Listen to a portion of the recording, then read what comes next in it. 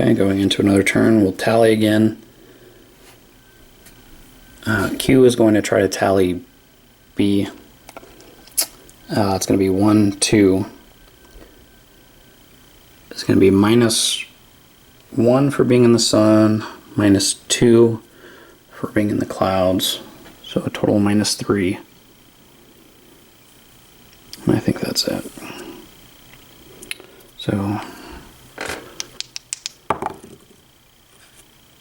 5 minus 3 is 2, so he still gets it. So Q tallies here, is alerted, and he is now on a sweep mission. So if an escort gets a tally, they go to sweep. Just affects how they can move and all that kind of stuff. R is going to keep their tally on, R is going to keep their tally on B. B is going to try to tally S. That's a 1 or more, and I don't think he can fail. Yeah, so B tallies. A is going to try to tally R. I don't think, he's a -1 for being green. So he gets it. Okay, so everyone's tallied, so here's where things start to get kind of kooky. Okay, we'll go to movement. There are no more escorts, so bombers go. Bombers move 1, 2. Now S moved. B has a tally on S, so B moves. B is going to go 1, 2. B gets the dive.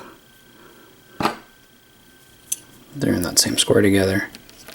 Now R and Q both have a tally on B, so they immediately get to move. So Q is going to go, let's see, what's Q? They're in 3, so it's going to cost him 2 to climb. 2, 3. R is going to go 1, 2, 3, 4, right?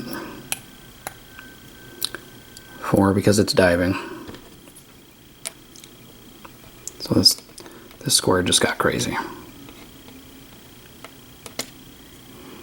So even though there's not a lot on the map, each square can get kind of cluttered up. So he's in this square, everything else here is here.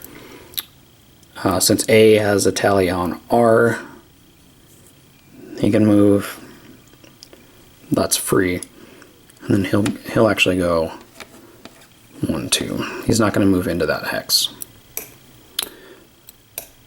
So all of that was a tally from one bomber moving. Now this bomber moves 1, 2. And that's it, right? Because everybody else already moved, even though they moved out of order. So that's why it's important to have tallies and how they work together. So this is our first combat. So we'll look at the sequence of play for combat. Resolve flak attacks. Flak is emanating out of G0. And they can go up to 2 squares away. No flak in there yet. Right. They're in G1, 2. Nope. Bombing attacks. They're not over their target yet. Air combat. So usually the raider or the last person to enter the hex would be the attacker, and R here was the last one in, but the British have a bomber. If you have a bomber, you're always a defender. So let's look at how we do air combat. Okay, so we have determined who the attacker is. The attacker is the Italians. And the bomber is the defender. So we have all this stuff, right? So the attacker has to determine if they're doing a speed combat or a turning combat. Now, if you do a turning combat, it says down here, the defender gets a +2 if they have defense, and you do turning to their die roll, not to their modifier. Usually fighters want to do a speed attack if they can. So we're at altitude of 4, so the speed is 4. The bomber speed is 3, so we're at a +1 there. We also get a +1 from the dive. Let me see if the British can say that he's the defender. I don't think so. Okay, in this case, because it was a chain of tallies that got us there, the British can choose to use them as their main force. So it's still going to be a speed. It's going to be 4 against 3. They're both +1 for diving. Why that's important is if the Italians got to attack the bomber, they would be at a 5 for diving. The bomber would be at a 3 -1 for their bomb load. Right? So that's a pretty big difference. So it is important. So they're both at 5. Alright, sorry. They're both at a +1. So this just puts us at a +1 here. Let's look at our other modifiers. For each additional squadron or flight that's a fighter. So that doesn't take place. This is... which guy's in here? Okay. Neither side has a veteran or a green. A here is the green for the Italians. The gladiators, however, are a flight. They're not a squadron. Right? Let's clean this up a little bit. So the Italians are a squadron. There are two planes there. These guys are a flight. 1 plane. Okay. So that gives the Italian. It gives the Italians another +1. So I've gotten used to it, so I'm shortcutting. So how this works is the Italians are at a 4, 5,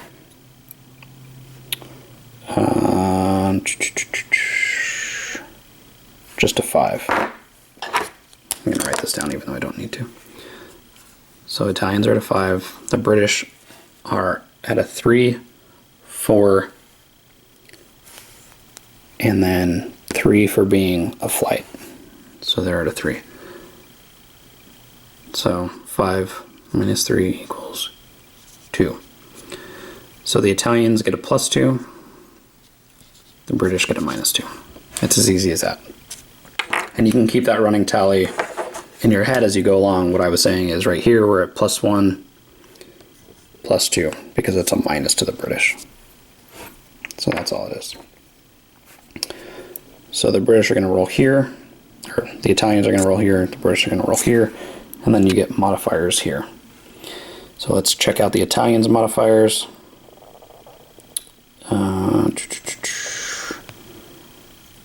They're in weather, so it's going to be a -2 because they're in broken. And it just goes just like this. Well, that was a good roll. So we have a 9 on the +2. 9 on +2. That's going to be 2 losses. Okay, and the way losses happen is like this. You assign the losses and then you check to see if they actually inflict anything.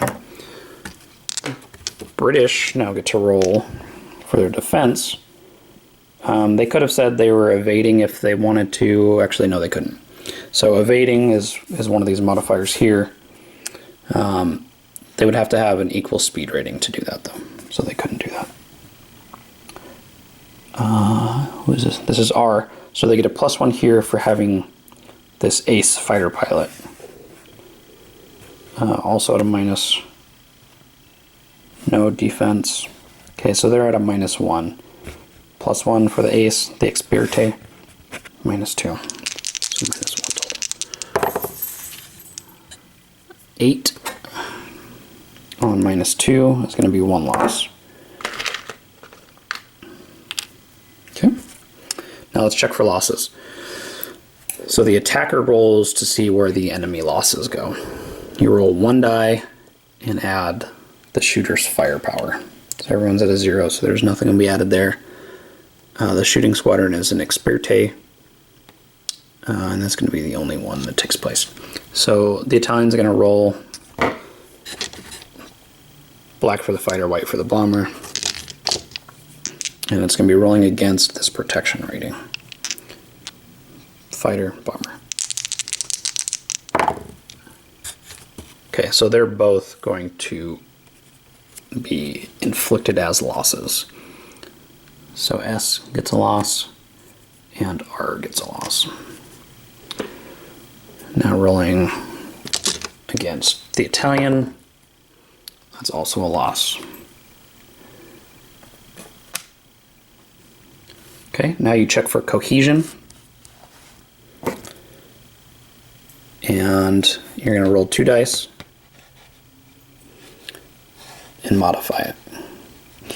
And then you're just going to check against this table here. So we'll roll for the bomber first. It's going to be at a -1, -3 total. Ooh, that's not good. So that's 2. So the bomber is going to take a disrupted.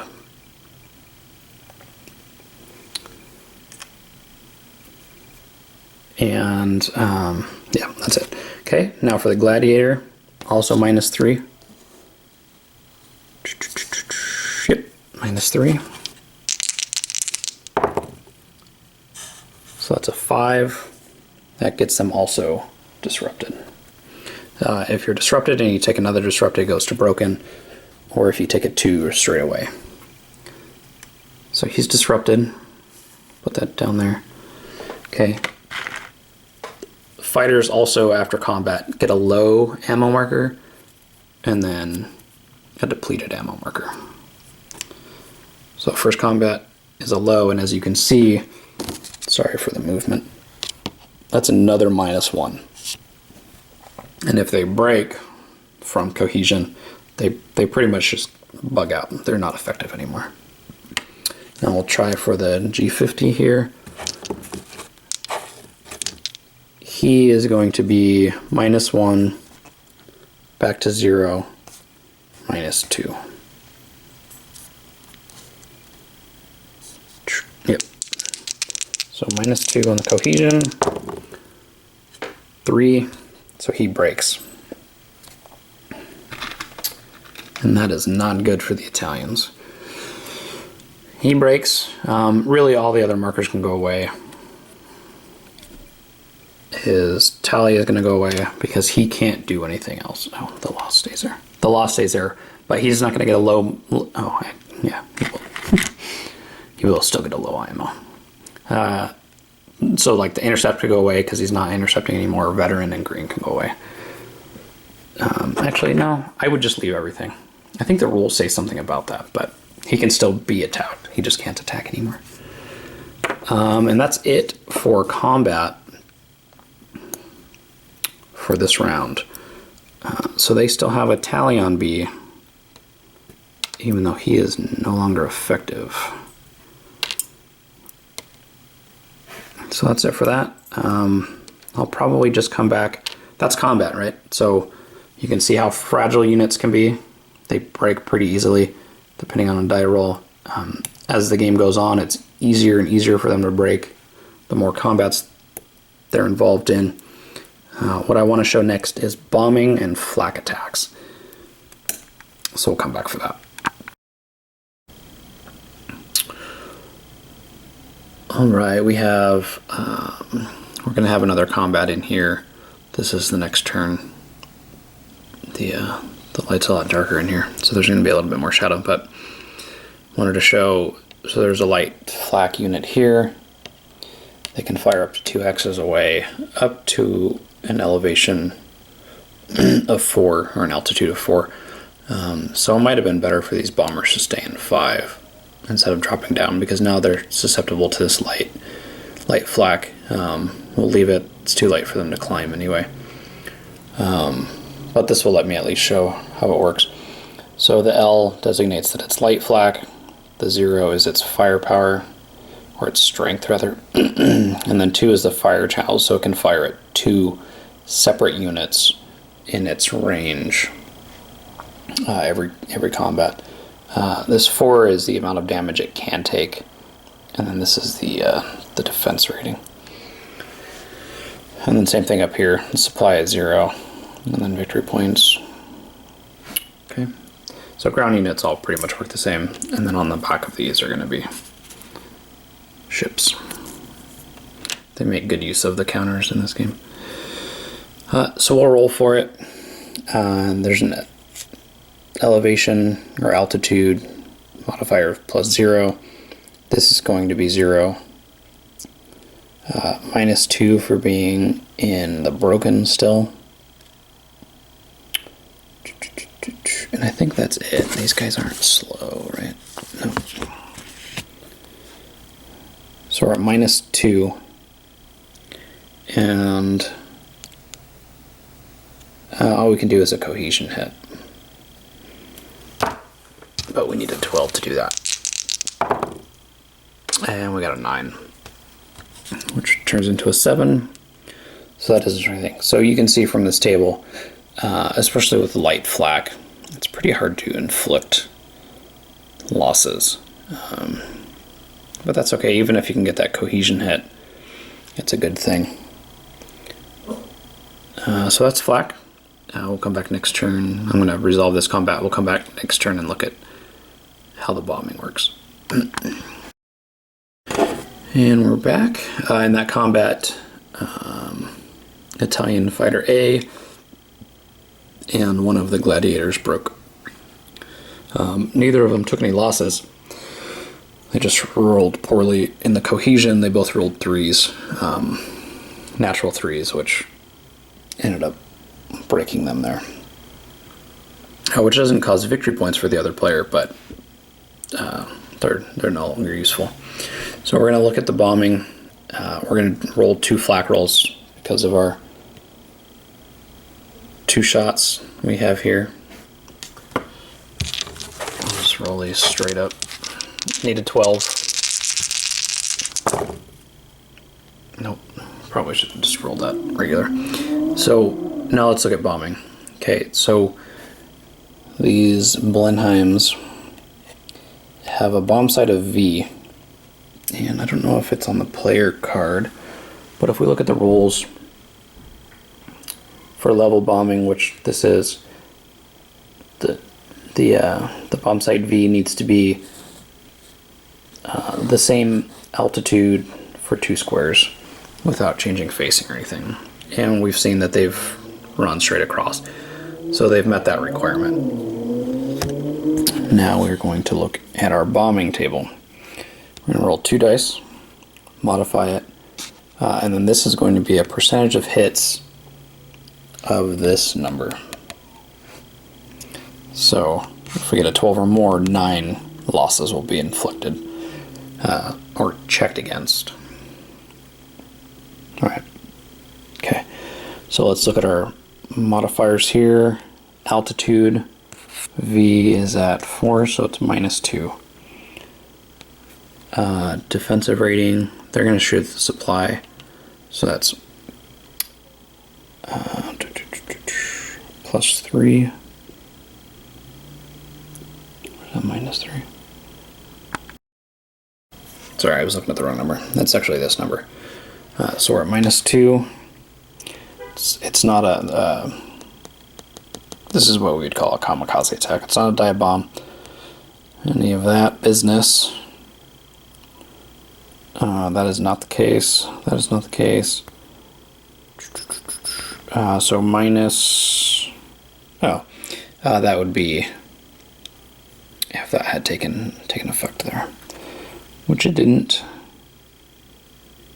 Okay, so it looks like we're -2 straight across. So the highest we could get is a 10, which would do. I don't know if that's 4 hits or 5 hits. I'll have to look at that. So that's 6.